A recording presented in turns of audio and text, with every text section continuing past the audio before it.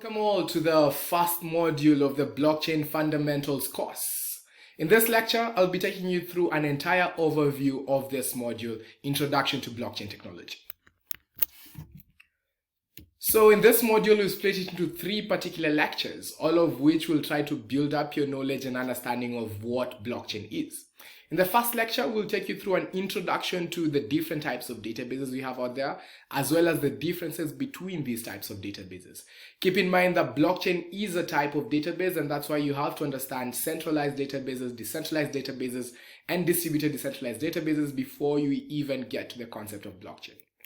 In the second lecture, we'll now look into what exactly is blockchain technology. And we'll start off with a definition of blockchain technology, understand the distinction between blockchain technology and your typical decentralized databases. And lastly, we'll look at how exactly blockchain technology works. Finally, the final lecture will be a lecture on the advantages and features of blockchain technology, and that will be it for the first module. Looking forward to you guys gaining a deep understanding to the introduction of blockchain technology.